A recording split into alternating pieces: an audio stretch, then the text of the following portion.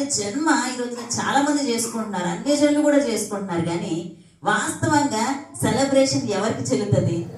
ఇక్కడ క్లియర్గా చెప్తాడు, ఆయన తన ప్రజలను వారి పాపముల నుండి తాను రక్షించు. అంటే ఎవరైతే నేను పాపిని అని గ్రహిస్తారో, ఎవరైతే నా పాపములకు రక్షణ ఈయన దగ్గరే ఉంది, ఈయనే నన్ను రక్షించగలని నమ్మి ఆయన దగ్గరకు వస్తారో వారు మాత్రమే రక్షింపబడతారు.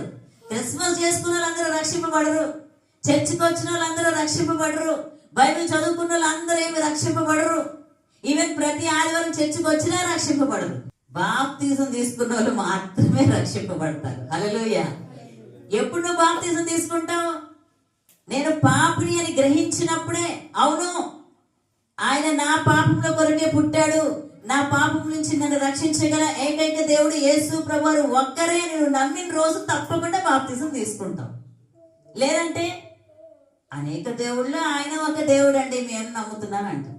చెప్తున్నాను, ఈవెన్ ప్రతి ఆదివారం మందిరానికి వచ్చిన వాళ్ళైనా సరే, క్రైస్తవ కుటుంబంలో పుట్టిన వాళ్ళైనా సరే, ఆఖరికి పాస్టర్ గారి పిల్లలైనా సరే, బాప్తిజం తీసుకోకపోతే రక్షణ లేదు, బాప్తిజం తీసుకోకపోతే పరలోకం లేదు. మీ ఆవిడ మందిరానికి వెళ్తే నేను కూడా ఆటోమేటిక్గా పరలోకం వెళ్ళిపోతాను, జరగని పని అలా ఎక్కడా లేదు బైబిల్లో. మా అమ్మ నాన్న చర్చికి వెళ్తే నేను పరలోకం వెళ్ళిపోతాను ఆటోమేటిక్గా. బైబిల్ అలాంటివి లేవు. రక్షణ వ్యక్తిగతమైంది. ఆస్తి అంటే ఒకరి తల్లిదండ్రుల ద్వారా మనకు వచ్చేస్తుందేమో కానీ రక్షణ రాదండి. రక్షణ వారసత్వం కాదు.